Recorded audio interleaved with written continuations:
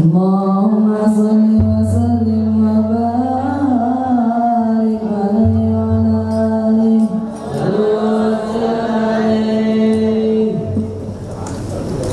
ظهر الدين والمؤيد بظهور النبي أحمد.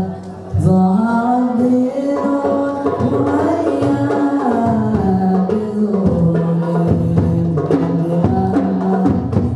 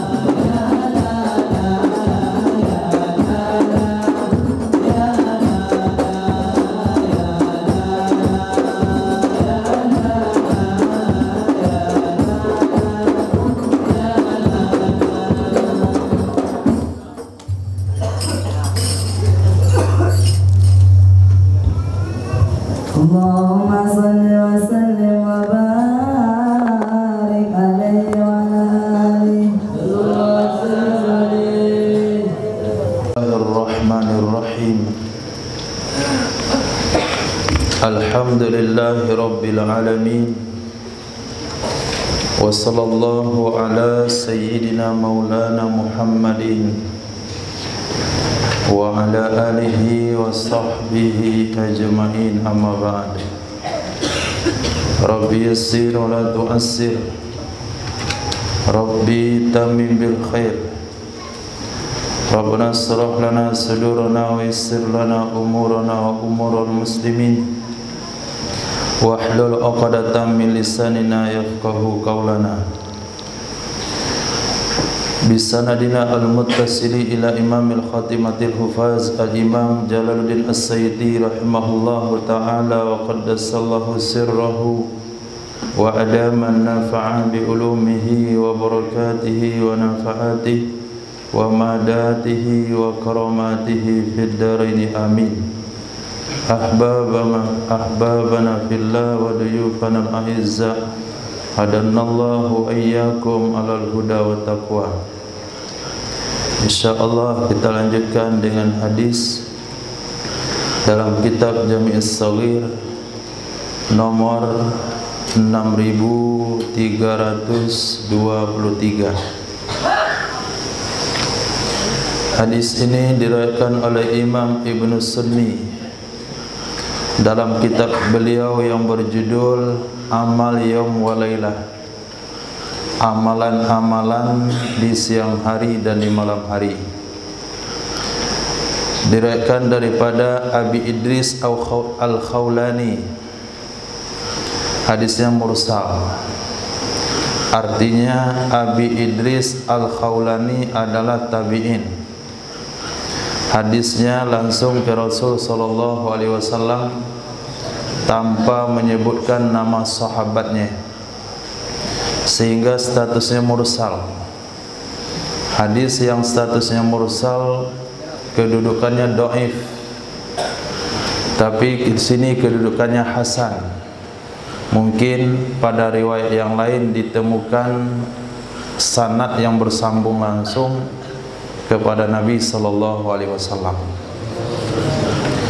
Apa sabda Nabi? Kullu syai'in, setiap perkara, setiap sesuatu, sa'al mu'mina, yang membuat tidak enak orang beriman.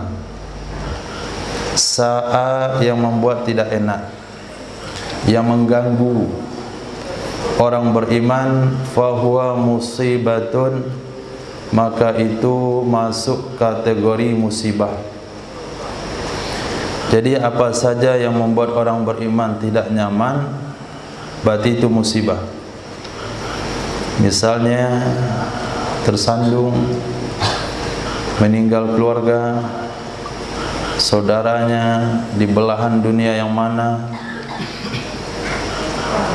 dapat musibah sehingga perasaannya tertekan, kemudian melihat kondisi masyarakat dan sebagainya, hatinya tidak senang. Semuanya itu masuk kategori musibah yang akan meninggikan derajat orang beriman tersebut. Dan semuanya itu layak diucapkan kalimat inna lillahi wa inna ilaihi raji'un. Alladzina idza asabathum musibah qalu inna lillahi wa inna ilaihi raji'un, ulaika alaihim salawatum min rabbihim rahmah wa ulaika humul muhtadun. Mereka mendapatkan rahmat dari Allah dan selawat. Nah, yang biasanya yang dapatkan selawat dari Allah ini cuma Nabi. Innallaha wa malaikatahu yusholluna 'alan nabi. Tapi orang beriman yang ditimpa musibah yang mengucapkan inna lillahi wa inna ilaihi raji'un mendapatkan fasilitas yang sama yang Allah berikan kepada Nabi Muhammad sallallahu alaihi wasallam.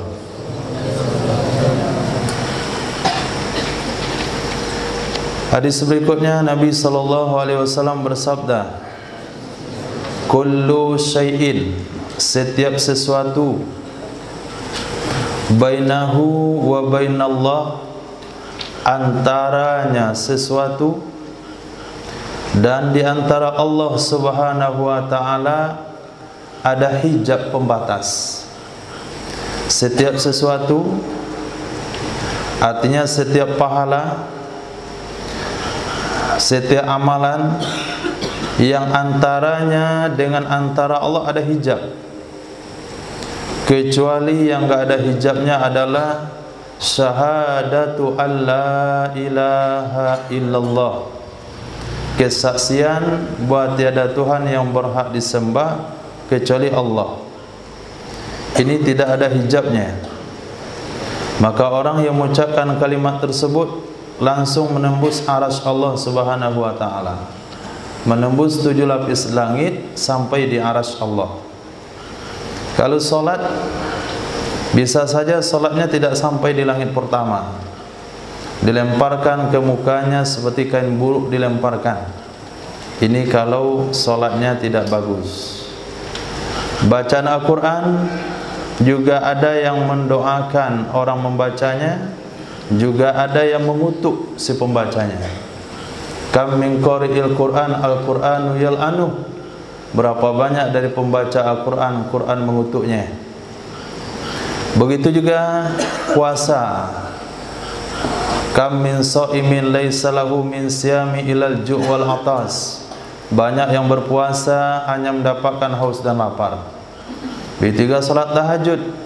Kam min qa'imin laisa lahu illa sahar wa ta'ab atau kama qala.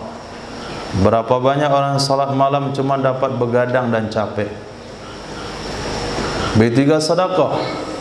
Sedekah di antara diriwayatkan dalam sebuah hadis 3 orang yang akan pertama sekali diseret ke neraka. Pertama mujahid fisabilillah, yang kedua penghafal Al-Quran, yang ketiga orang bersedekah. Berarti setiap amal itu ada saja, apabila tidak cukup syaratnya, kendalanya, yang akan terhalang untuk diterima oleh Allah Subhanahu wa taala. Bahkan bukan terhalang untuk diterima, tapi merusak orang yang mengamalkannya, membuat rusak orang yang mengamalkannya. Begitu juga belajar ilmu agama. Man izdada ilman walam yazdad fahman atau walam yazdad khaufan minallah. Orang yang bertambah ilmunya tidak bertambah ketakutannya kepada Allah, lam yazdad illa bu'dan, maka dia tidak akan bertambah dari Allah kecuali semakin jauh.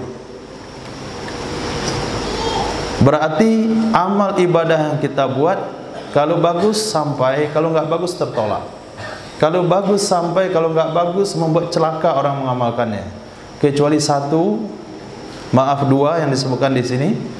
Kecuali 2 yang amalan itu langsung menembus dan sampai di arasy Allah Subhanahu wa taala. Yang pertama adalah ucapan la ilaha illallah.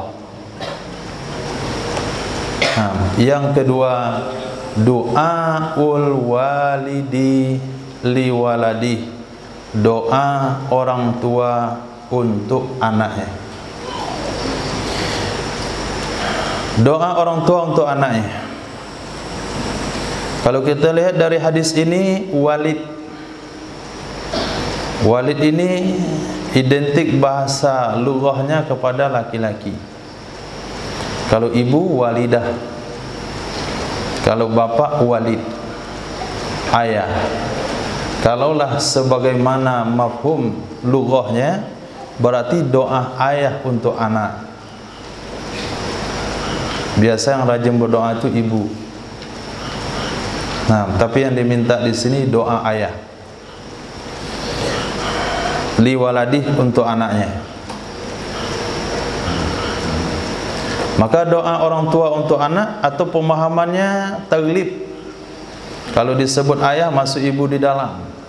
Seperti ayat yang berbunyi ya ayyuhalladzina amanu, wahai orang beriman. Amanu itu orang laki-laki. Perempuan enggak masuk. Tapi disebut laki-laki, masuklah perempuan.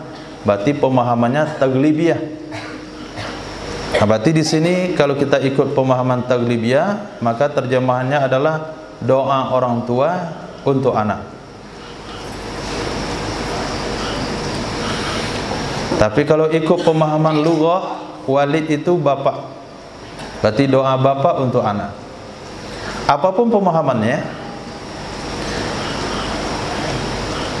Lalu ada yang mengatakan saya sudah berdoa untuk anak setiap sholat, bahkan sudah dihadiahkan Al-Fatihah, baca Yasin tiap pagi supaya hafalannya cepat selesai, so betah dalam belajar agama, mudah memahami hukum, cepat jadi ulama dan sebagainya, ada perbaikan akhlak.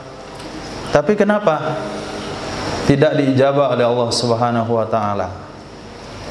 Nah, kembali seperti yang kita sampaikan kepada para pelajar-pelajar, doa yang dimaksudkan di sini terutama adalah doa yang muncul dari hati orang tua ketika melihat sikap dan akhlak yang baik.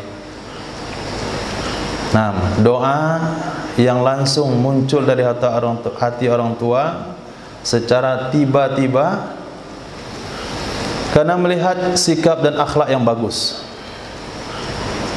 terharu lalu berdoa.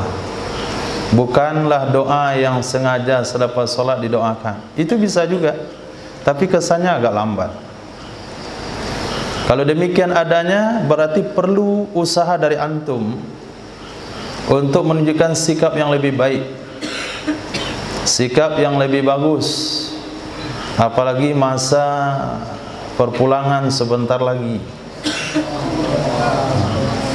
maka pastikan kegiatan rumah itu antum selesaikan.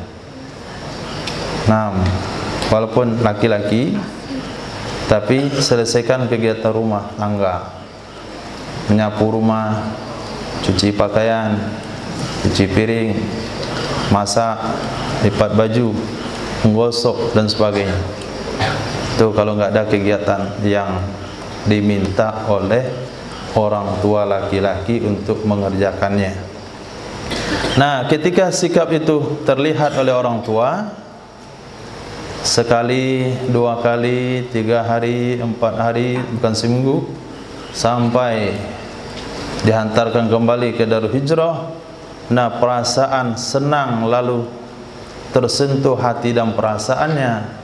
Pada saat itulah doa yang diinginkan, yang dikabulkan oleh Allah Subhanahu wa taala. Bukan doa dari lidah. Orang tua doa, ya Allah cepatlah hafalan anak saya. Dari hati tidak ada sentuhan, cuman dari lidah saja. Bahkan dia berdoa pun kayak beban begitu. Nah, kayak beban, tidak ada yang perasaan keluar dengan sendirinya. Tapi ketika dilihat sikap yang baik, perubahan yang bagus, pelayanan yang baik, tutur kata yang lembut, kesopanan yang tingkat tinggi, pokoknya antum tampil beda daripada lingkungan dan sekitarnya, maka saat itulah orang tua melihat akhlak yang baik, lalu dia berdoa dalam hati. Doa itu yang diijabah langsung oleh Allah Subhanahu wa taala. Tapi seminggu membanggakan, hari ke-8 mengecewakan, enggak jadi itu kabul doa. Doanya baru sampai ke langit ke-6, pas kecewa turun lagi ke bumi, masuk dalam lapisan ke-7. Nah, artinya menjaga sikap secara berketerusan, menjaga akhlak secara berketerusan, tidak melakukan perkara yang membuat perasaan orang tua kecewa sama sekali. Nah, kalau hal itu muncul, hal itu bisa antum wujudkan di dalam kehidupan, maka Allah akan berikan pemahaman. Bukan hanya sekadar pemahaman, Allah akan berikan kemuliaan di masa mendatang. Nah, antum akan mendapatkan keturunan yang taat dan patuh, menjadi penyejuk mata, kemudian pemahaman agama yang cukup, kemudian fasilitas kehidupan dari Allah Subhanahu wa taala. Berkat apa? Doaul walid li waladi, doa orang tua untuk anaknya. Kullu syai'in, setiap sesuatu, yatakallamu bihi ibnu Adam, yang berbicara dengannya oleh manusia. Kullu syai'in, setiap sesuatu, yatakallamu, yang berbicara, bihi, dengannya ibnu Adam oleh manusia, fa innahu, maka sesungguhnya pembicaraan tersebut maktubun alaih, ditulis di atasnya. Ditulis di atasnya. Tidak ada satu ucapan pun yang lewat dari pantauan malaikat rakib dan atid. Sehingga dalam sebuah riwayat dikatakan, bisa saja keluar dari mulut seseorang satu ucapan yang dianggap ucapan yang membuat Allah murka. Dia anggap enteng dengan perkataan tersebut, tapi perkataan itu tersebar ke seluruh penjuru dunia, maka itu akan menyebabkan dia dijerumuskan ke dalam neraka Allah Subhanahu wa taala. Jadi satu ucapan yang diucapkan itu akan dipertanggungjawabkan di akhirat kelak. Dalam hadis yang lain, sesuatu yang dibicarakan oleh hati tidak akan menjadi dosa malam yatakallam bih, selama dia tidak mengucapkannya, au ya'mal bih, selama dia tidak melakukannya. Fa idza akhta'a, maka apabila seseorang melakukan sebuah kesalahan, fa idza, maka apabila akhta'a, seseorang membuat khati'ata akan kesalahan, summa ahabba, kemudian dia pengen, kemudian dia ingin ayatuba, untuk dia bertaubat kepada Allah Azza wa Jal, untuk dia bertaubat kepada Allah Azza wa Jal, falyati, maka hendaklah dia mendatangi, maka hendaklah ia mendatangi buq'atan murtafi'atan, lokasi yang tinggi. Maka hendaklah ia mendatangi lokasi yang tinggi, gunung misalnya, atau bukit. Falyamdud yadaihi, maka hendaklah dia mengangkat kedua tangannya. Falyamdud, maka hendaklah dia mengangkat. Arti dasar yamdud itu memanjangkan. Makna pemahamannya adalah mengangkat kedua tangannya kepada Allah Subhanahu wa ta'ala. Summa yaqul, kemudian dia baca doa berikut, Allahumma inni atubu ilaika minha, la arji'u ilaiha abada. Ya Allah, sesungguhnya aku bertobat kepadamu. Allahu, ya Allah, inni, sesungguhnya aku, atubu ilaika, aku bertobat kepadamu, minha, darinya kesalahan, la arji'u ilaiha, tidak aku akan kembali, la arji'u, tidak aku akan kembali, ilaiha, kepadanya kesalahan, abadan, selama-lamanya. Fa innahu, maka sesungguhnya Allah, yaghfiru lahu, akan mengampuni bagi orang tersebut, ma lam yarji', selama dia tidak kembali.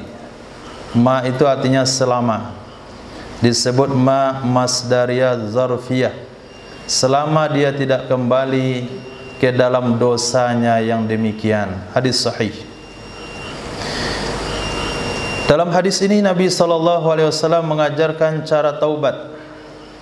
Bukan satu-satunya, tapi salah satunya, yaitu pergi ke tempat yang tinggi. Bukan berarti dianjurkan naik gunung. Ini hadis tidak boleh digunakan menjadi dalil naik gunung. Tempat yang tinggi, misalnya bukit, misalnya masjid tingkat 2, misalnya menara masjid, misalnya di atap, naik ke atap, selama ada catatan keselamatan. Kemudian angkat tangan setinggi-tingginya. Lepas itu doa, ya Allah, sesungguhnya aku bertobat kepadamu dari kesalahan yang telah aku lakukan. Aku berjanji tidak akan mengulanginya lagi untuk selama-lamanya. Maka Allah akan mengampuni dosa orang tersebut selama dia tidak kembali ke dalam dosa yang sama. Ini salah satu cara taubat, salah satu. Bahkan dalam hadis yang lain Nabi SAW bersabda, ada di antara dosa kesalahan yang Allah tidak memberikan pengampunan dengan cara apapun kecuali dengan kesulitan dalam kehidupan. Jadi ada satu dosa, ada satu bagian dosa terkait pada individu masing-masing, Allah tidak setuju memberikan pengampunan kecuali dengan cara diberikan kesulitan di dalam mendapatkan kehidupan. Ada juga dosa yang terhapus dengan berwudu, ada dosa yang terhapus dengan solat, ada dosa yang terhapus dengan Ramadan. Ramadan ila Ramadan kaffaratum bainahuma. Ramadan ke Ramadan menghapuskan dosa di antara keduanya.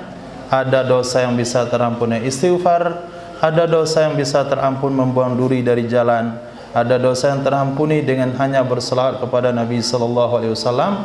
Bahkan ada dosa yang terampuni dengan berjabat tangan sesama muslim. Dan ada dosa yang terampuni dengan mendengarkan suara azan. Tafadhal.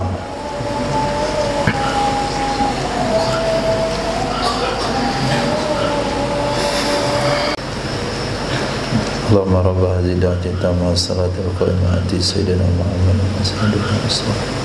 Wasal maqamahu alladhi ta'ala sir umura muslimin. Amin. Bismillahirrahmanirrahim. Hadis berikutnya terdapat dalam Musnad Imam Ahmad bin Hanbal, dalam Sunan Ibnu Majah, diriwayatkan dari Sayyidah Aisyah radhiyallahu taala anha, juga diriwayatkan daripada Sayyidina Abdullah bin Amr bin As, juga terdapat dalam Sunan Al-Baihaqi dari Sayyidina Ali radhiyallahu an, juga terdapat dalam kitab Khatib At-Tibrizi dari Sayyidina Abi Umamah Al-Bahili radhiyallahu an, hadis sahih. Nabi sallallahu alaihi wasallam bersabda, kullu salatin, setiap ibadah salat, la yuqra'u, yang tidak dibaca, fiha, di dalamnya, bi ummil kitab, dengan Al-Fatihah, fahiya khidaj, maka dianya ibadah salat itu kurang, maka dianya ibadah salat kurang. Kemudian didukung oleh hadis yang lain, la salata liman lam yaqra bi Fatihatil kitab. Menurut penafsiran Imam Syafi'i rahimahullah, tidak sah ibadah salat yang seseorang tidak membaca di dalamnya Al-Fatihah. Sebagian ulama yang lain menafsirkan la salata kamilatan, tidak ada salat yang sempurna bagi orang yang tidak membaca Al-Fatihah. Sehingga di dalam hal ini terjadi khilafiyah di kalangan ulama. Jumhur ulama atau kebanyakan ulama mazhab berpendapat membaca Al-Fatihah adalah rukun salat. Sedangkan mazhab Hanafi mengatakan membaca Al-Fatihah tidak rukun salat, tapi yang rukun salat adalah membaca Al-Quran. Apa maksudnya? Asal yang dibaca Quran, enggak mesti Al-Fatihah, maka salatnya sah. Lalu dari perbedaan pendapat tersebut, kita dianjurkan untuk memilih posisi aman. Apa itu posisi aman? Ketika di akhirat kelak, kalaulah benar pendapat Imam Abu Hanifah yang mengatakan sah saja solat, yang penting baca Al-Quran, tidak mesti Al-Fatihah, maka orang yang membaca Al-Fatihah selamat, karena dia sudah baca Al-Quran, bahkan Ummul Quran.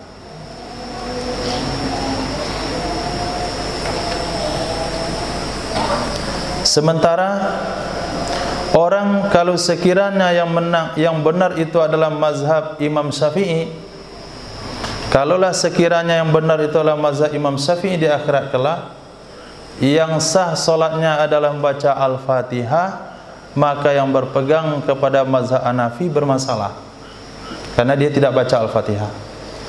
Tapi kalau yang benar adalah mazhab Hanafi, yang penting baca Al-Quran, maka orang baca Al-Fatihah pasti baca Quran, maka dia lolos, nggak ada masalah. Tapi kalau yang menang, yang benar itu adalah mazhab Imam Syafi'i, yang sah itu yang baca Al-Fatihah, maka bermasalahlah yang memakai mazhab Hanafi yang mengatakan cukup baca Al-Quran surah mana saja. Sehingga ulama katakan khuruju minal khilafi mustahab, keluar dari perbedaan pendapat ulama hukumnya mustahab.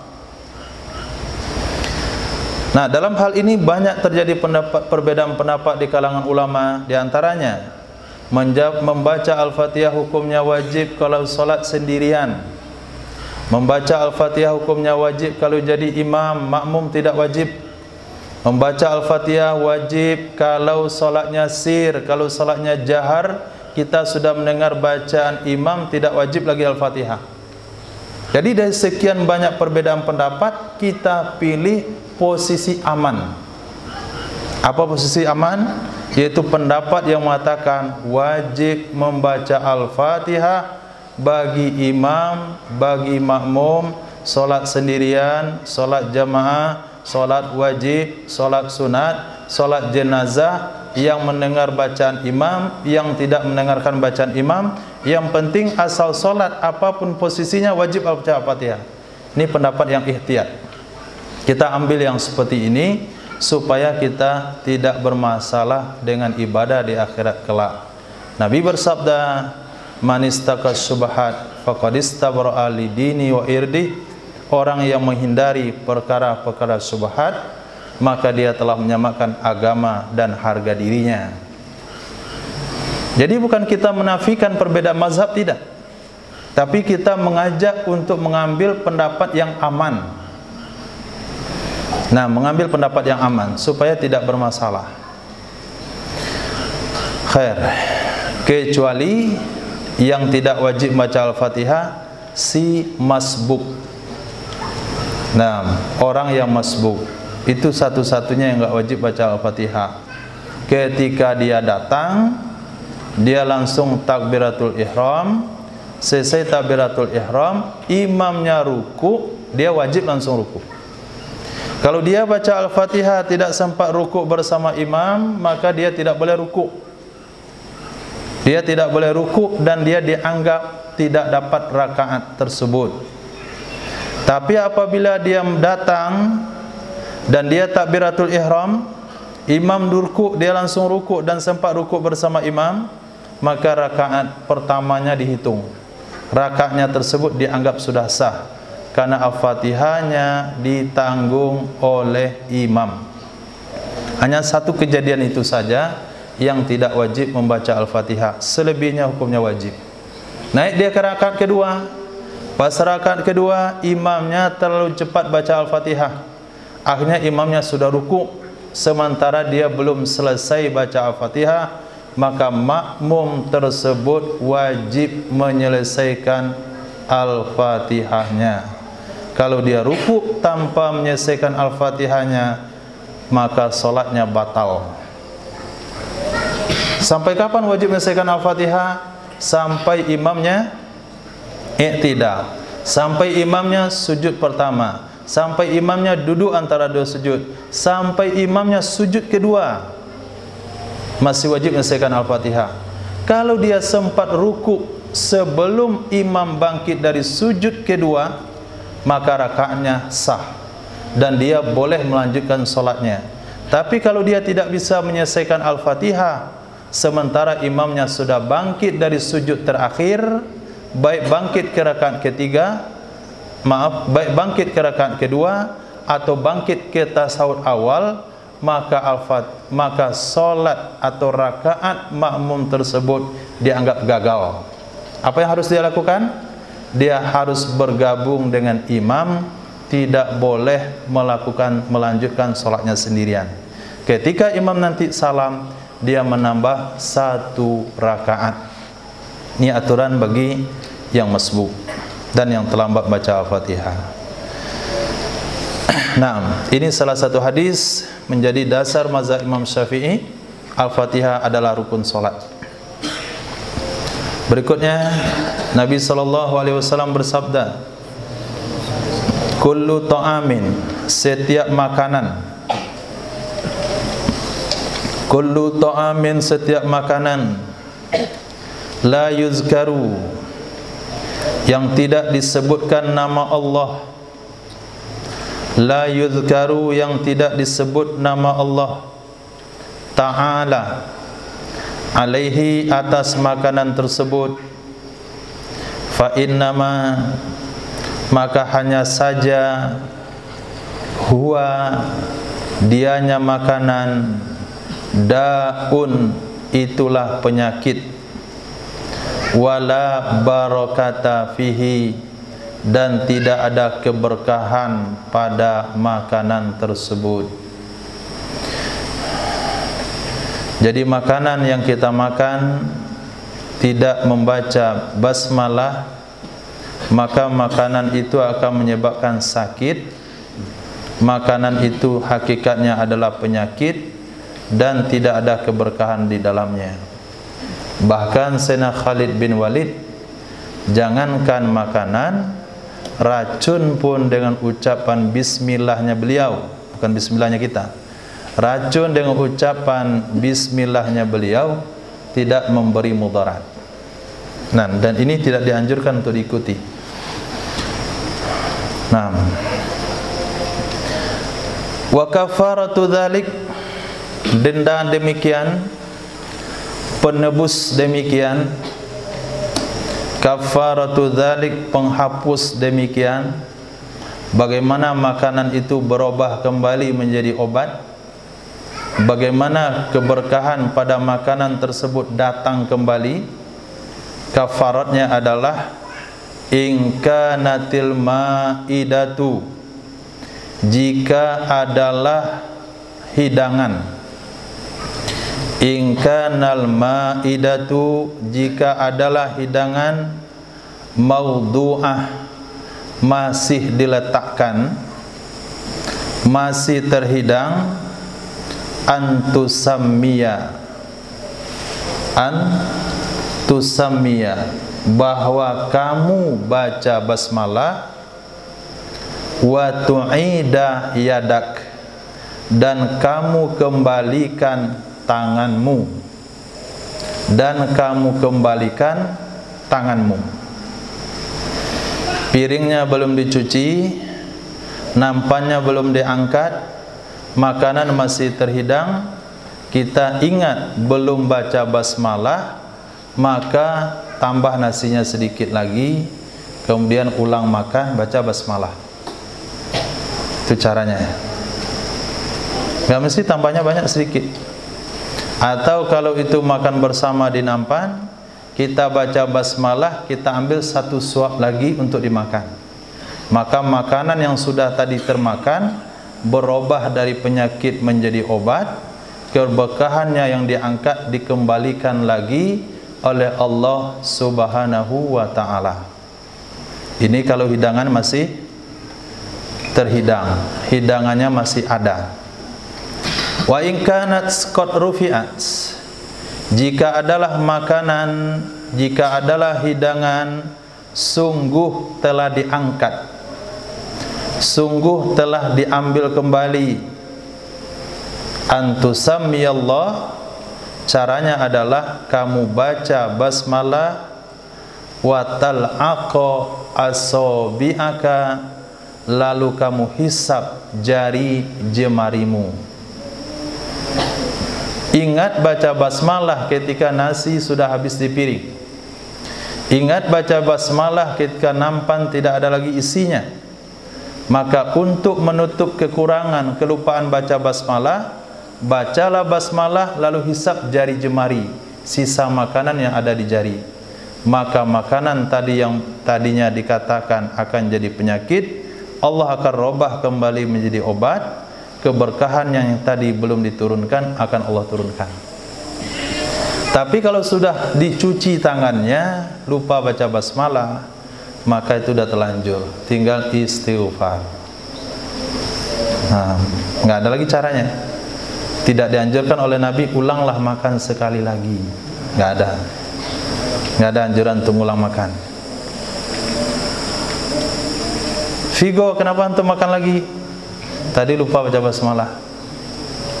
Nah, itu nggak sunnah ulang makan. Tapi kalau nasi masih ada di hidangan, tambah satu suap lagi, nah, baca basmalah, itu boleh. Nah, disunahkan. Kullu talaqin jaiz, setiap tolak itu jatuh. Jaizun di situ maknanya tembus. Jaizun di situ pemahamannya jatuh. Setiap tolak jatuh, baik dijatuhkan dengan sengaja maupun dijatuhkan cara bercanda. Nabi bersabda, salasatun jidduhunna jid wa hazluhunna jid. Mudah dihafal hadisnya. Salasatun hazluhunna jidduhunna jid wa hazluhunna jid. Ada 3 perkara, seriusnya serius, candaannya tetap serius. Kita ucapkan sungguh-sungguh, dia sungguhan. Kita ucapkan bergurau, dia tetap hasilnya sungguhan. 1, talak. Nah, suami istri pemain sinetron, ditalak istrinya dalam sinetron, jatuh talaknya. Yang kedua, memerdekakan budak. Yang ketiga, akad nikah. Nah, akad nikah itu bercanda pun dah jadi. Maka kadangkala akad nikah yang terjadi di tempat-tempat kita itu sebelum sungguhannya sudah terjadi akad nikah itu. Sebelum sungguhannya sudah terjadi. Ayo coba dulu praktek. Nah, coba dulu praktek itu sudah jadi itu. Nanti yang sungguhannya itu cuman pengulangan yang enggak penting. Itulah kita lihat keanehan di tengah masyarakat kita. Sesuatu yang masih sungguh-sungguh asalan dibuat. Salat asalan. Imam yang salat asalan. Tapi yang akad nikah yang kata Nabi enggak sungguh-sungguh pun jadi sungguhan, itu buat terlalu bersungguh-sungguh. Sehingga kalau beda antara mahar dan mas kawin, jadi enggak sah. Satu bilang mahar, satu mas kawin, enggak sah. Padahal sama saja. Enggak disebut mahar pun sudah sah. Nah, coba tes, hafal belum? Diteslah antara calon menantu dengan calon mempelai. Dah 2 kali tes, 3 kali tes. Itu dalam hukum syariat sudah sah, itu testingnya itu sudah sah. Karena Nabi bersabda, hazluhun najid. Bahkan ketika dalam pendidikan misalnya, seorang guru mencontohkan di dalam pendidikannya akad nikah. Kata satu guru, aku nikahkan kepadamu putriku dengan mahar sekian. Kata santrinya, saya terima nikahnya. Maka salah, putri dari guru itu menjadi istri dari santri yang bilang saya terima akad nikahnya. Nah, jadi nggak bisa jadi contoh-contohan, itu nggak bisa. Nah, jadi setiap talak itu tembus, kecuali talaqul maktuf, talak orang gila. Nah, suaminya kambuh gilanya, lalu ucapkan kalimat talak pada istrinya, maka talaknya enggak jatuh. Yang kedua, maghlub ala akli, dikalahkan akalnya. Dikalahkan atas akalnya. Apa maksud dikalahkan atas akalnya? Yaitu mabuk. Nah, mabuk yang dimaksudkan di sini yang talaknya tidak jatuh adalah mabuk tanpa sengaja. Tapi kalau mabuk dengan sengaja, talaknya jatuh. Suaminya sengaja meminum minuman keras, pulang ke rumah masih teler-teler sedikit, kemudian dijatuhkan talak ke istrinya, talaknya jatuh. Tapi kalau dia mabuk karena faktor sakit, mabuk karena overdosis obat, mabuk karena salah ambil minuman, dikira itu air biasa, ternyata minuman keras, maka dia menjatuhkan talak dalam kondisi mabuk seperti itu, talaknya tidak jatuh.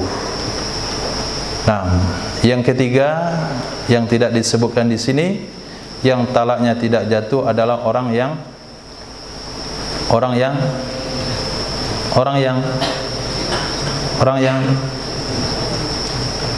dipaksa. Nah, orang yang dipaksa menjatuhkan talak, talaknya tidak jatuh. Hadis berikutnya Nabi SAW bersabda, kullu Arafah mauqif. Setiap Arafah itu adalah tempat wukuf. Di mana saja kawasan Arafah, maka jamaah haji boleh berwukuf di tempat tersebut. Tapi tempat wukuf yang terbaik itu adalah tempat wukufnya Nabi SAW, yaitu di kaki bukit Jabal Rahmah, di atas batu-batu besar yang datar. Nabi wukufnya di situ. Waktu wukuf bermula dari setelah solat zuhur sampai sebelum solat subuh. Wa kullu Mina manhar. Setiap kawasan Mina itu tempat menyembelih hewan korban. Kullu minan manharun. Setiap kawasan Mina itu tempat penyembelihan hewan korban. Di mana saja lokasi di Mina, jamaah haji boleh menyembelih hewan korbannya. Dan menyembelih hewan korban itu termasuk salah satu cara menyelesaikan ibadah haji. Disebut dengan tahallul. Kalau seseorang sudah tahallul, sama dengan dia salam dari solat. Ketika kita takbiratul ihram, tidak boleh makan, tidak boleh minum, tidak boleh bicara, tidak boleh bergerak sembarangan, tidak boleh mendehem. Ini diingatkan di sini. Saya lihat ada sebagian dari antum mendehem dalam solat. Mendehem dalam solat ini termasuk membatalkan solat. Jadi jangan ada lagi mendehem. Kemudian bergerak yang bukan gerakan solat, ini termasuk juga membatalkan solat. Bergerak yang bukan gerakan solat 3 kali berturut-turut. Hal tersebut hukumnya haram kita kerjakan setelah takbiratul ihram. Kapan halalnya? Ketika kita sudah mengucapkan salam. Nah, dalam praktek ibadah haji, apabila seseorang sudah niat ihram, maka ada beberapa hal yang dilarang selama ihram. Di antaranya memakai minyak wangi, memotong kuku, memotong rambut, mencabut rambut, memakai parfum, akad nikah, kemudian tamattu', kemudian istimta', dan semuanya hal itu akan menjadi halal setelah melakukan tahallul. Kalau solat tahallulnya dengan salam, ibadah haji tahallulnya dengan 4 perkara yang diringkas dengan huruf ron haud. Ron haud. Ro nun ha ta. Ro romyu. Melempar jamrah Aqabah tanggal 10 Zulhijjah, waktunya setelah Isyraq sampai sebelum zuhur, dan boleh sampai sebelum tenggelam matahari. Yang kedua nun, nahar, menyembelih hewan korban. Yang ketiga ha, halku, mencukur rambut. Yang keempat ta, tawaf, yaitu tawaf rukun haji. Apabila kita melakukan 3 dari 4 perkara tersebut, disebut dengan tahallul awal. Apabila kita lakukan keempat-empatnya, disebut dengan tahallus sani. maka samalah orang itu selesai salam dari solat, dia boleh memakai pakaian berjahit, dia boleh nyisir rambut, memotong kuku, dan semua yang haram sudah boleh dilakukan. Nas di tempat penyembelihan hewan korban tersebut di Mina. Di mana Minanya? Di setiap Mina. Di kawasan Mina mana saja, di sana boleh menyembelih hewan korban. Dan setiap Muzdalifah mauqif. Setiap kawasan Muzdalifah adalah mauqif. Mauqif di sini bukan artinya tempat wukuf, tapi mauqif di sini maknanya tempat bermalam. Tempat bermalam. Maka salah satu wajib haji adalah bermalam di Muzdalifah. Maka setiap kawasan Muzdalifah kita bisa bermalam di situ. Wa kullu fijaji Makkah, setiap gang-gang yang ada di kota Makkah itu jalan. Jadi berangkat dari Mina mau ke Makkah kembali untuk melakukan tawaf rukun haji, kita jalan mau lewat yang mana? Kata Nabi, silakan gang yang mana saja, itu jalan yang boleh kita lewati untuk pergi ke Makkah. Dan juga itu boleh digunakan untuk manhar, tempat menyembelih hewan korban. Hadis berikutnya, kullu Arafah mauqif, setiap kawasan Arafah tempat wukuf. Warfa'u an batni muhassir, kemudian beranjaklah kalian, bangkitlah kalian, beranjaklah kalian dari lembah Muhassir, dari perut lembah Muhassir. Kenapa Nabi suruh kita berpindah menjauhi tempat tersebut? Walaupun tempat tersebut bagian daripada Arafah, karena di lembah itulah Allah hancurkan tentara bergajah. Berarti tempat itu pernah diturunkan azab oleh Allah Subhanahu wa ta'ala. Dan Nabi ketika melewati tempat tersebut, beliau mempercepat jalan kendaraannya. Kita pahami dari hadis ini, tidak dianjurkan untuk berekreasi atau masuk ke tempat kawasan-kawasan di mana Allah menurunkan azab di situ. Di mana Allah menurunkan azab di situ, sehingga tidak dianjurkan untuk berkunjung ke tempat-tempat yang diturunkan musibah, apalagi benda-benda yang terlibat dalam musibah. Salah satunya adalah kapal terapung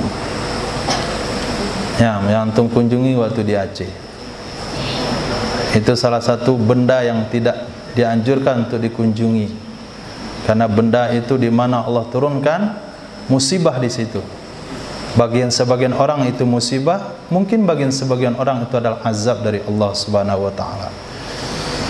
Sehingga di lembah Muhassir, Nabi SAW menyuruh kita untuk berpindah di tempat itu.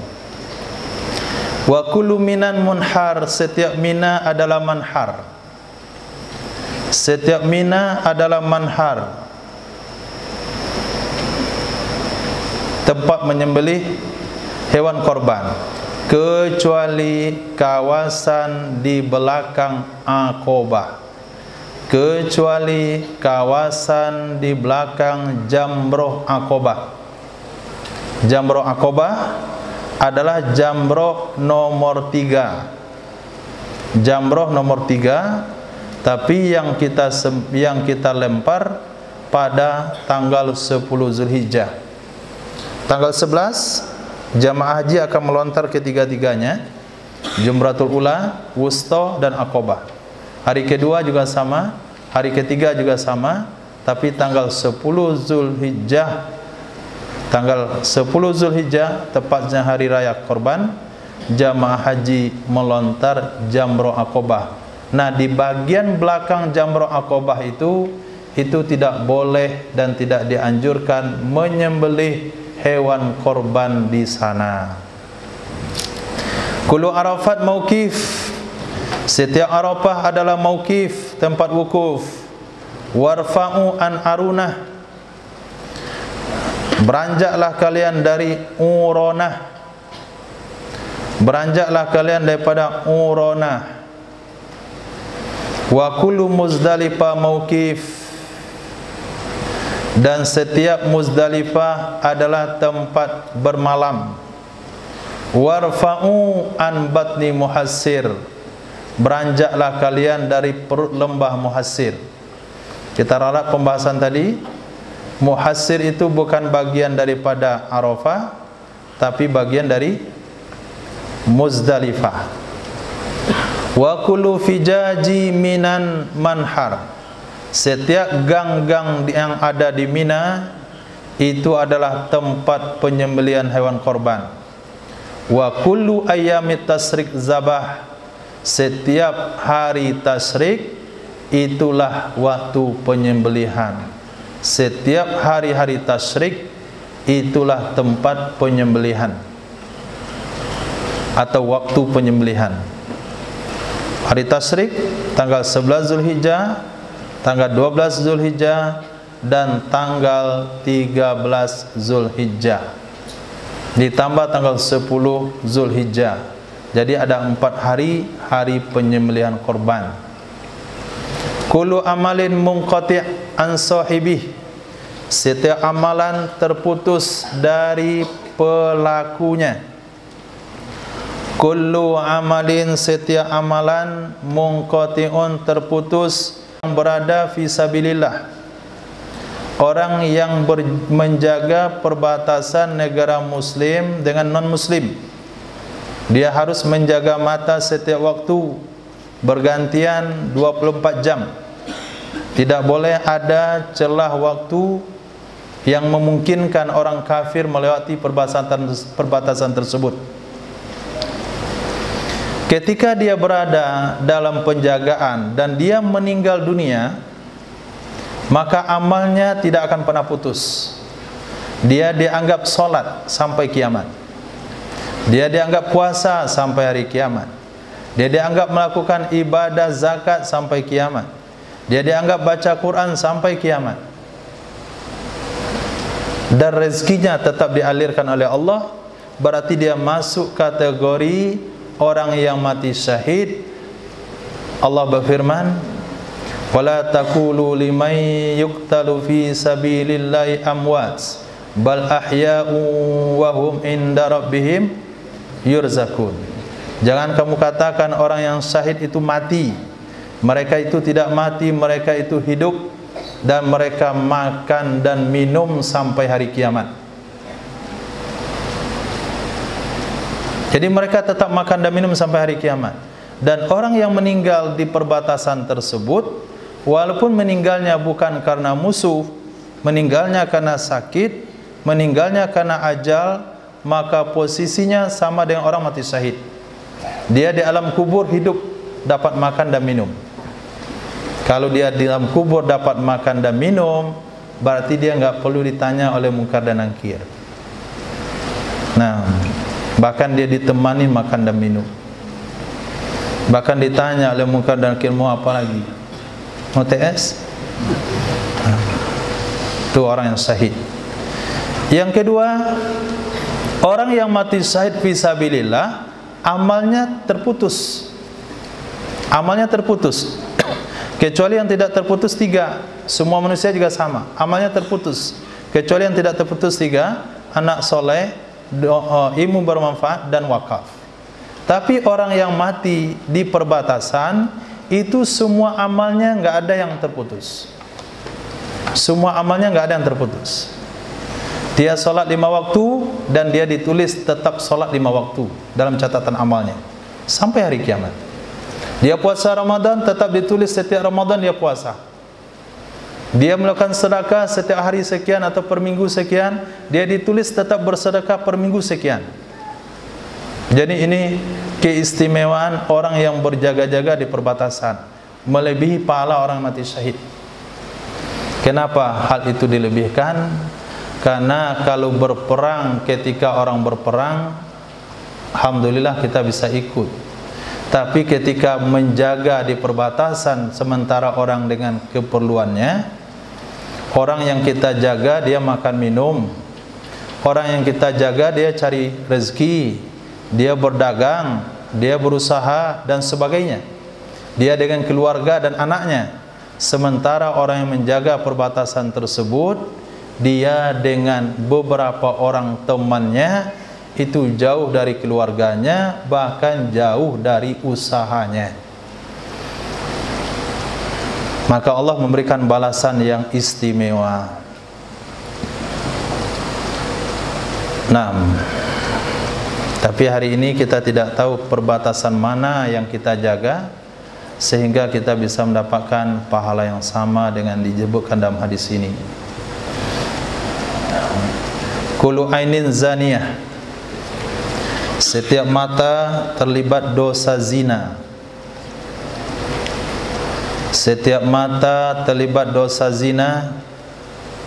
Wal mar'atu, dan seorang wanita, idzas taqtarat, apabila dia memakai parfum, apabila dia memakai wangi-wangian, pamarrat bil majlis, lalu dia lewat di perkumpulan, lalu dia melewati sebuah perkumpulan, fahiya zaniyah, maka dia dianggap melakukan zina. Maka dia dianggap melakukan zina. Itu sebabnya Nabi memisahkan antara parfum laki-laki dengan parfum perempuan. Nabi bersabda, parfum laki-laki zahara rihuhu wa khafiya launuhu, harum baunya, tidak jelas warnanya. Tapi parfum perempuan Nabi sabdakan zahara launuhu wa khafiya rihuhu, nampak warnanya, tidak tercium baunya. Jadi parfum perempuan itu dah bedak. Nah, nampak warnanya tapi enggak tercium baunya dari jauh. Bukan berarti bedak yang tidak berbau sama sekali. Nah, parfum perempuan itu ada lipstick. Nah, nampak warnanya tapi enggak tercium baunya. Sementara laki-laki jelas baunya, wangi, tapi enggak nampak warnanya. Berarti laki-laki tidak dianjurkan pakai bedak dan pakai lipstick. Nah, tapi kalau antum pakai bedak di badan enggak ada masalah. Nah, mau bedak buaya, mau bedak singa, mau bedak ular. Nah, ketika Sayyidina Abdullah bin Abbas, Sayyidina Abi Hurairah berpapasan dengan seorang wanita, ketika wanita mau salat jamaah, beliau katakan, ya amatallah, wahai amatallah, wahai hamba Allah, kamu mau kemana?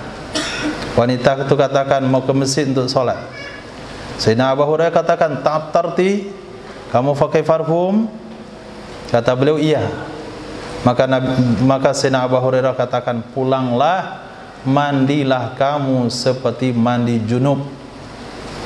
Nah, karena Nabi melarang wanita pakai parfum. Bagaimana dengan pewangi pakaian?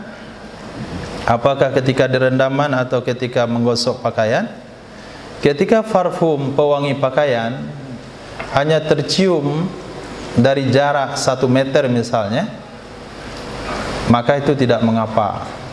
Itu dianggap parfum yang baunya tertutup, tersembunyi.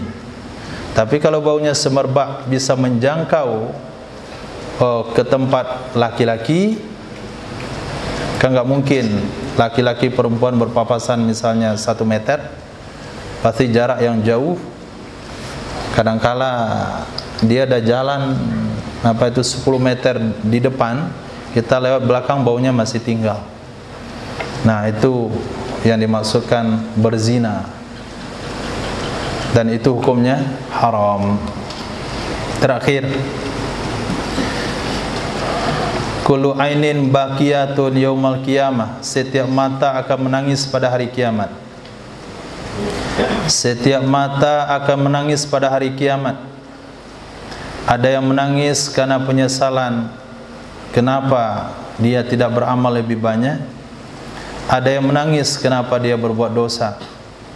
Kecuali ainan ghaddat, mata yang terpejam, an maharimillah, dari perkara-perkara yang diharamkan oleh Allah Subhanahu wa taala. Mata yang terpejam. Di sini menggunakan bahasa ghaddat. Kalau kita lihat dalam bab saraf, ghaddat itu masuk dalam bab fa'ala. Bab fa'ala itu binanya takthir, artinya banyak. Artinya mata yang sering terpejam. Dari indikasi hadis ini bisa kita pahami banyak waktu-waktu, keadaan-keadaan yang menyebabkan seseorang mesti memejamkan matanya ketika dia hidup di dunia. Bukan mata yang memejamkan, yang terpejam memandang keharaman Allah, perkara yang diharamkan oleh Allah satu kali. Tapi bahasa hadisnya bukan ghadat, tapi ghaddat. Artinya selalu memejamkan pandangannya dari perkara yang diharamkan oleh Allah Subhanahu wa taala. Yang kedua, ainan saharat fi sabilillah, mata yang berjaga-jaga di jalan Allah Subhanahu wa taala. Yang ketiga, ainan kharaja minha mislu ra'siz zubab, mata yang keluar darinya sebesar kepala lalat. Ainan, mata, kharaja yang keluar minha darinya mata, mislu ra'siz zubab, sebesar kepala lalat. Min khasyatillahi ta'ala, dari karena takut kepada Allah Subhanahu wa ta'ala. Tapi kalau dia menangis, air matanya belum menetes, itu belum cukup. Nah, menangis sampai menetes, tetesan minimalnya sebesar kepala lalat. Nah, nanti antum tangkap lalat, lihat sebesar apa kepalanya. Nah, sebesar itulah minimal tangisan takut kepada Allah yang menyebabkan mata itu tidak menangis di akhirat. Wallahu a'lam. Ya Rabb, astagfirullah. Silakan, mungkin ada pertanyaan dari bapak-bapak.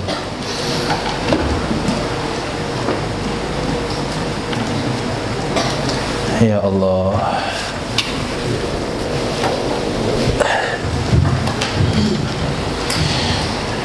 Assalamualaikum. Waalaikumsalam warahmatullahi wabarakatuh. Terkait redaksi masalah membaca Al-Quran yang ditutup oleh Al-Quran itu sendiri, dalam redaksi yang lain kita pernah menjumpai bahwasanya ada penyampaian bahwasanya ketika Al-Quran itu tidak ditunaikan haknya dalam bahasa penyampaian, tulisan, huruf, lafaz dan segala macamnya, maka disebutkan di situ, maka bukannya pahala atau jadi amalan, maka akan menjadi dosa bagi pembacanya. Dalam redaksi yang lain juga disebutkan bahwasanya membaca Al-Quran itu harus dengan sanadnya yang jelas. Kemudian bagaimana dengan seseorang yang semasa hidupnya membaca Al-Quran itu tidak sesuai dengan bab yang pertama dan kedua? Apa hukum bagi dia? Kemudian pertanyaan yang kedua, bab masalah zakat harta. Ketika seseorang baru berhijrah, sementara dia itu punya harta melebihi jumlahnya itu udah puluhan tahun, bagaimana ada hukum zakat harta yang sebelumnya? Jazakumullah khair, insyaallah.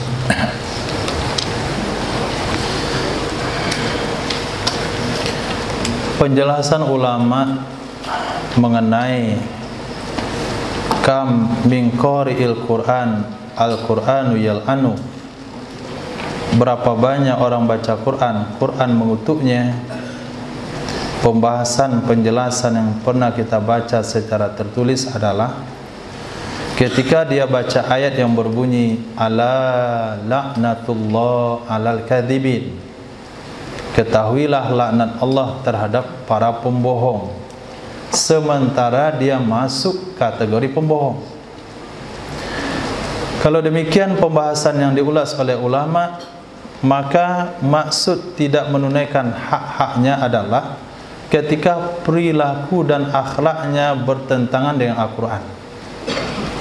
Tidak bisa dibawa kepada pemahaman tidak menunaikan hak-haknya karena dia tidak menunaikan hak huruf atau karena dia tidak menunaikan makhraj sebuah huruf. Kenapa? Karena Nabi juga pernah bersabda dalam hadis yang lain, al-mahiru bil Quran ma'as safaratil kiramil barara. Orang yang mahir dengan Al-Quran Allah akan samakan dengan malaikat-malaikat pencatat yang mulia. Walladhi yata'ta' bil Quran walladhi yaqra'ul Quran wa yata'ta'u bih wa huwa syaqqun alaihi falahu ajran. Orang yang membaca Al-Quran dan dia terbata-bata dalam membacanya, maka dia mendapatkan 2 pahala. Kenapa dia terbata-bata dalam membacanya? Karena tidak lancar. Kenapa dia tidak lancar membacanya? Karena makhrajnya belum betul, karena makhrajnya belum lurus, karena sifat hurufnya belum selesai. Bahkan untuk membedakan antara fa dan antara ba dan ta saja masih bingung, sehingga dia terbata-bata. Kalaulah kita pahami orang yang tidak menunaikan haknya, orang yang tidak membaca dengan makhraj yang benar, bagaimana kira-kira dengan orang yang tidak membaca dengan huruf yang benar? Kalaulah itu pemahamannya, padahal Nabi sudah menjanjikan orang yang terbata-bata tersebut dapat 2 pahala. Pahala membaca Al-Quran dan pahala kesungguhannya untuk membaca. Berarti pemahaman yang dikutuk oleh Al-Quran tidak berkaitan dengan membaca, tapi berkaitan dengan pengamalan. Dia katakan ala laknatullah ala zalimin, laknat Allah tertuju kepada orang zalim, sementara dia sendiri zalim. Kemudian dia baca ayat tentang ghibah, dia sendiri ghibah. Dia bicara ayat tentang riba, walladzina, babunya ayatnya, yamhaqullahu riba wa yurbis sadaqat, sementara dia terlibat dengan riba dan sebagainya. Jadi yang dimaksudkan dikutuk itu kalau tidak menjalankan pengamalan, bukan dalam bacaan. Kalau dalam bacaan, selama dia dalam rangka memperbaiki diri, membetulkan bacaannya, bahkan terbata-bata sekalipun, Nabi tidak mengatakan dia kena kutuk, tapi dia mendapatkan 2 pahala, pahala membaca dan kesungguhan dalam membaca. Nah, bukan juga membaca Al-Quran tidak bersanad. Sebetulnya setiap manusia yang belajar Al-Quran ke manusia, maka Qurannya bersanad. Hanya saja ada yang sanadnya tertulis, ada yang sanadnya tidak ditulis. Apa itu sanad?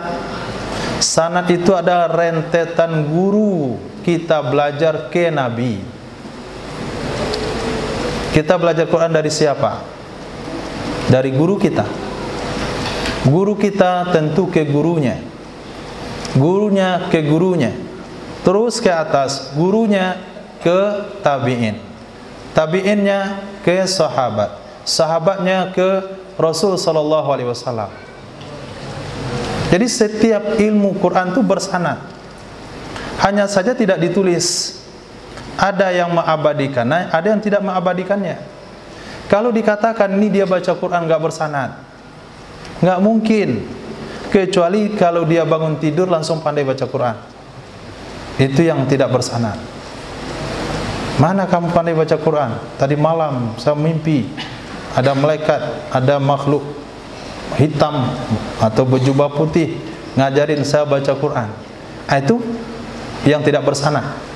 Kenapa dia enggak punya guru? Tapi selagi dia belajar dengan gurunya, pasti bersanad. Karena gurunya nggak mungkin pandai sendiri tanpa guru. Guru dan gurunya tidak mungkin pandai sendiri kecuali pakai guru. Terus ke atas pasti berguru. Tapi tidak ditulis. Nah, identik ulama-ulama Sumatera itu tidak menulis sanad keilmuannya. Tidak menulis. Termasuk beberapa pondok pesantren tidak juga menulis sanad keilmuan, yaitu diantaranya Quran. Oh, kita pengen tulis. Oke, kita pengen tulis. Kita akan tanya ke guru kita, siapa gurunya kita. Kita tahu. Kita bilanglah sanad dari saya ke guru saya. Kita akan jumpa guru kita itu siapa gurunya. Tahu, dia tulislah gurunya si fulan. Kita nggak bisa jumpa dari guru-guru kita karena mungkin sudah meninggal. Dan kita tidak tahu gurunya siapa sampai ke atas. Akhirnya sanadnya tidak dibukukan. Yang secara pasti dia punya guru. Nah, itu makna sanad. Itu makna daripada sebuah sanad. Jadi kata-kata yang mengatakan itu Qur'annya tak bersanad, itu maksudnya dia Qur'annya tidak punya sanad tertulis. Tapi kalau maksud dia tidak punya sanad sama sekali, berarti orang itu belajar Quran dari mimpi, bukan daripada seorang guru. Dan itu juga tidak termasuk dari orang yang dikutuk Allah, yaitu orang yang membaca Al-Quran tapi tidak punya sanad tertulis. Itu tidak dikutuk oleh Al-Quran, karena penulisan sanad itu sendiri tidak juga ada di zaman Nabi. Nah, tidak di zaman Nabi SAW. Tapi mencari sanad yang tinggi dalam ilmu itu dianjurkan oleh Nabi SAW. Nabi bersabda dalam mafhum hadis, "Tolabus sanadil ula minad din." Mencari sanad yang tinggi itu bagian daripada agama. Kenapa Nabi berikan hal seperti itu? Dikarenakan ilmu itu adalah agama, maka kita mesti mencari kita ngambil agama dari mana. Tapi kalau untuk bacaan Al-Quran misalnya, untuk bacaan Al-Quran kita bisa ngambil bacaan dari mana-mana saja, karena tidak akan beda antara bacaan Wahabi dengan Syafi'i, Maliki, Hambali, Hanafi. Pasti dengan bacaan yang sama. Dia tidak akan menyesatkan kita dalam hal bacaan. Tapi ilmu yang terpenting itu adalah sanad pemahaman agama, sanad akidah, sanad pemahaman tauhid, sanad pemahaman hukum. Ini yang perlu lebih pasti lagi. Kenapa? Karena itu akan merubah cara pandang kita dengan Allah. Mungkin kepada cara pandang ahli sunnah wal jamaah, bisa saja cara pandang Qadariyah atau Mu'tazilah. Khair, insyaallah. Kemudian zakat yang tertinggal, yang sudah berlalu, yang belum dibayar, itu wajib dibayarkan sekarang. Karena apapun kewajiban yang tertinggal wajib diqadha oleh seorang muslim. Jangankan muslim, orang Islam yang murtad saja, misalnya dia murtad 2 tahun lalu kembali ke Islam lagi, maka selama 2 tahun dia wajib mengqadha salat, wajib mengqadha puasa Ramadan 2 kali, wajib mengqadha zakat harta yang belum dibayarkan, wajib mengqadha zakat fitrah 2 kali. Itu orang murtad. Apalagi orang Islam yang meninggalkan kewajibannya semasa Islam lalu dia bertobat, wajib membayarnya. Bagaimana cara membayarnya? Sementara dia tidak tahu pasti dengan nilai hartanya, minimal dia bayar yang tahu. Minta diprintkan buku tabungannya 10 tahun yang lalu. Kan bisa. Saya rasa nggak ada orang yang lupa dengan keuangannya. Jarang orang yang lupa dengan total kekayaannya. Mungkin dia bisa melupakan musibah dalam hidupnya, tapi jarang sekali yang melupakan daripada kekayaan yang dia punya. Bisa dia ingat-ingat. berapa kira-kira yang mesti dia keluarkan dari tahun-tahun yang telah berlalu. Ingat, keluarkan berapa yang ingat. Kalau yang lupa, tambah-tambah dikit. Selebihnya setiap dia bersedekah niatkan zakat. Nah, keluarkan berapa yang berlalu. Kemudian ingat, keluarkan sesuai dengan jumlah yang ada. Kalau ada rasa-rasanya kurang, setiap dia bersedekah, sebaiknya dia niatkan zakat. Kalaulah sekiranya ada kewajiban zakat, zakatnya tertunai. Kalau tidak ada kewajiban zakat, kembali ke sedekah. Ini cara aman dalam menyelesaikan zakat yang tinggal. Khair.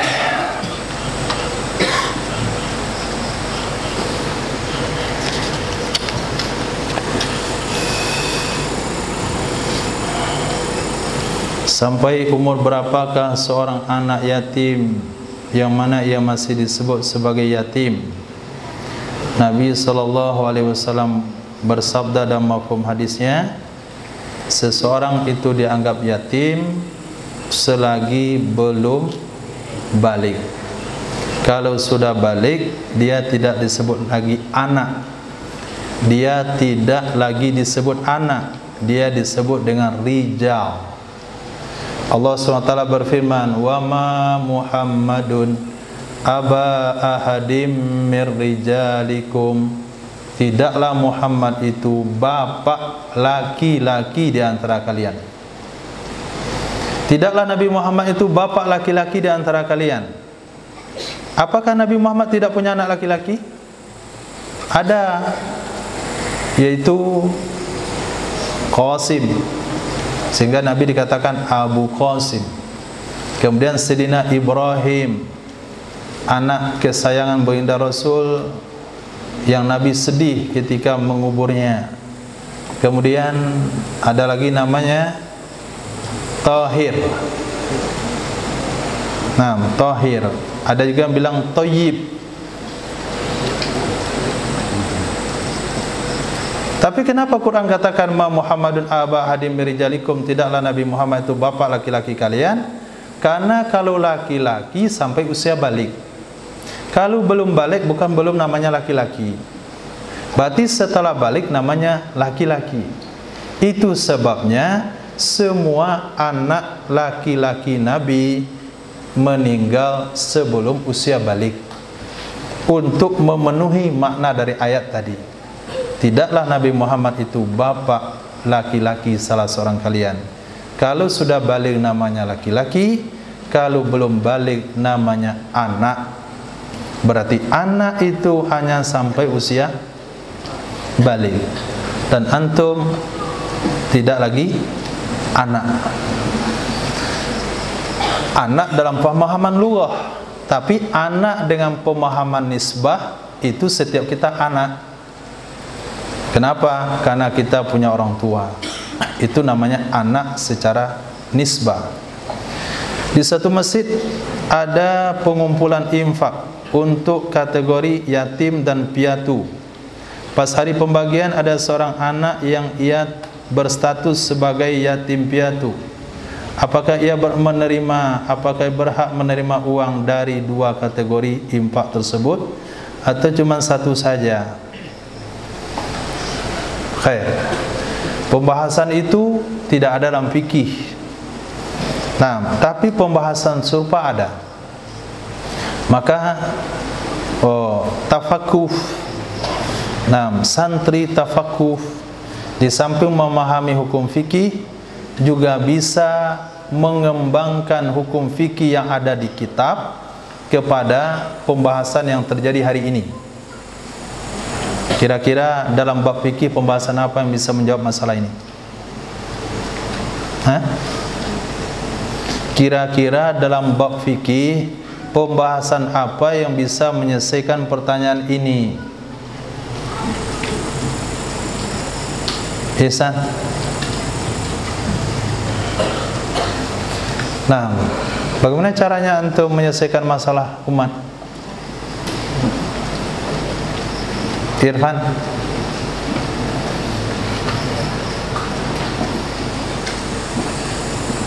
Khair. Di dalam bab zakat itu ada pembahasan orang-orang yang berhak menerima zakat ada 8 golongan, dan setiap golongan hanya boleh mengambil dengan satu status. Setiap golongan hanya boleh mengambil satu status. Misalnya dia miskin, kemudian dia baru masuk Islam. Dia miskin, kemudian baru masuk Islam. Selepas itu dia punya hutang banyak. Kemudian dalam waktu yang sama dia mau pulang kampung, nggak ada uang. 4 kategori ada pada dirinya. 1 mu'allaf, yang kedua fakir miskin, yang ketiga musafir, yang keempat orang berhutang. Dia tidak boleh mengambil yang 4 kategori ini. Di miskin dia mendaftar, dapat 1 bagian. Mau pulang kampung dia musafir, dapat 1 bagian. Dia atas nama berhutang dapat lagi. Dia mu'allaf dapat lagi, dia kumpulkan. Itu hukumnya enggak boleh, haram. Tapi dia boleh memilih mana yang paling lebih banyak jatahnya. Itu boleh dia pilih. Dia tanya, fakir miskin berapa jatah satu orang? Mu'allaf berapa? Musafir berapa? Orang hutang berapa? Kata petugas zakat, yang banyak mu'allaf jatahnya. Kenapa mu'allaf enggak banyak? Kalau gitu saya ngambil atas nama jatah mu'allaf. Itu boleh. Dia boleh menentukan bagian mana yang dia dapat banyak di situ. Tapi dia tidak boleh mengambil dengan beberapa status, kecuali hanya 1 saja. Nah, hukum fikih itu bisa antum bawa ke dalam pembahasan ini. Khair.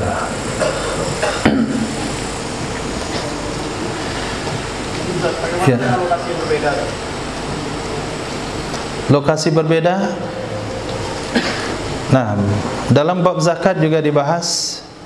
Nabi SAW bersabda, khudhu min aghniyaihim wa turaddu ala fuqahaihim. Ambil dari orang-orang kaya di antara mereka, kemudian dikembalikan kepada orang yang fakir di antara mereka. Di dalam bab zakat tidak boleh memindahkan zakat dari wilayah zakat. Artinya anak yatim tersebut hanya boleh mengambil di wilayahnya. Dia tidak boleh mengambil di wilayah yang lain. Misalnya wilayah dianggap sebuah wilayah di mana dia berdomisili. Misalnya masjid ini mengelola misalnya 2 kelurahan. Kelurahan kebanyakan 2 RW, 3 RW. Sementara masjid sebelah dengan 3 RW. Kalau dia tinggal di RW bagian masjid ini, dia hak di masjid ini. Dia tidak boleh pergi masjid sebelah mendaftar di situ sebagai orang berhak, karena dia bukan penduduk daripada masjid tersebut. Nah, terjadi permasalahan di tengah masyarakat.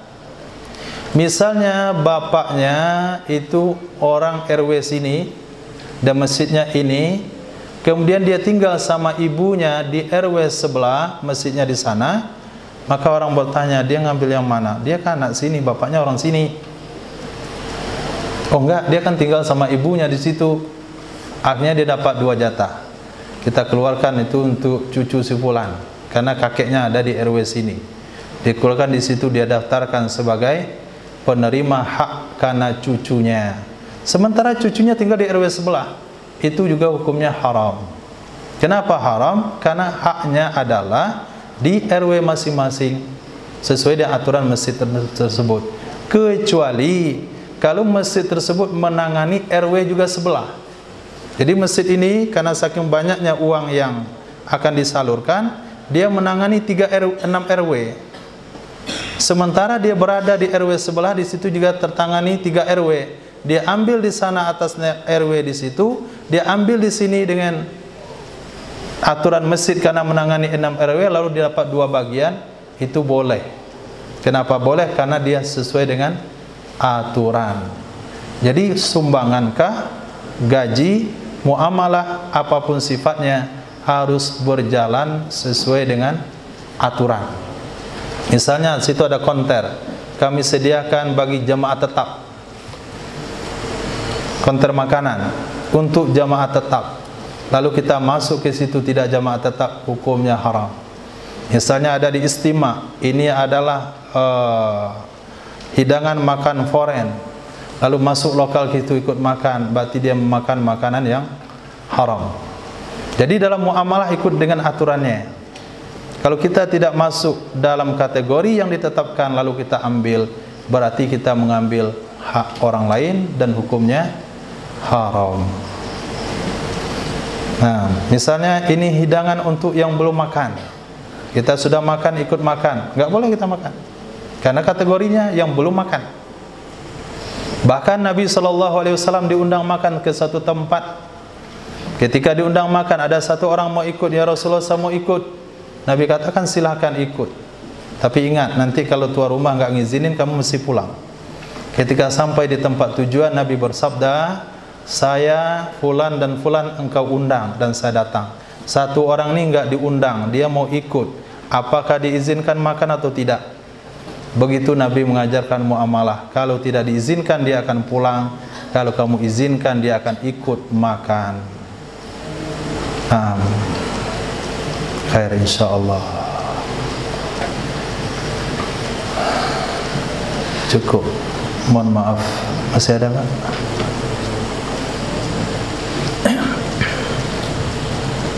Assalamualaikum warahmatullahi wabarakatuh. Waalaikumsalam warahmatullahi wabarakatuh. Tanya Ustaz, di masjid sekarang kan disebut anak yatim. Iya. Sementara di situ ada yang piatu. Jadi sewaktu dibagikan itu hanya diberikan kepada anak yatim aja atau untuk anak piatu juga boleh? Khair. Insyaallah Pak, jazakumullah. Kalau aturan yang tertulis di kota infak itu adalah anak yatim, maka pengelola harta anak yatim tidak boleh memberikannya kepada piatu. Karena yatim itu ada aturannya dalam Al-Quran, ada aturannya dalam hadis Nabi. Kalau disebut yatim itu tidak masuk piatu. Bahkan jangankan dalam membagi harta, dalam mengusap rambut saja Nabi buat aturan tentang yatim dan piatu. Apa sabda Nabi yang kita baca beberapa bulan yang lalu? Kalau anak tersebut yatim, maka usaplah kepalanya dari depan ke belakang. Nah, dari depan ke belakang. Tapi kalau dia piatu, maka usaplah kepalanya dari belakang ke depan. Itu. Karena Nabi bersabda, orang yang mengusap kepala anak yatim akan dapatkan pengampunan sebanyak rambut yang diusap. Itu motivasinya. Motivasinya, bukan pemahaman secara hakikatnya. Kalaulah pemahaman secara hakikatnya, mengusap kepala anak yatim yang botak dapat pahala. Nah, itu sekadar motivasi. Lalu Nabi memberikan arahan bagaimana cara mengusapnya. Kalau kata Nabi yatim dari depan ke belakang. Nah, tapi kalau piatu di belakang ke depan. Itu dibedakan oleh Nabi. Nah, kalau dalam kotak infak itu tertulis yatim, maka kita tidak boleh membagikannya kepada piatu. Nah, bagaimana pengurus bisa membagikan kepada semuanya? Harus dengan jujur ditulis yatim piatu. Maka dia dapat yatim, piatu juga dapat. Nah, itu yang ditanyakan tadi. Dia punya dua status, yatim juga, piatu juga. Apakah dapat dua bagian? Jawabannya hanya satu bagian saja. Wallahu a'lam bissawab. Mohon maaf kalau ada salah dan janggal. Subhanallahi wa bihamdih. Subhanakallahumma wa bihamdika asyhadu an la ilaha illa anta astaghfiruka wa atubu ilaik. Subhanaka rabbil izzati amma yasifun. Wassalamun ala mursalin. Alhamdulillahi rabbil alamin.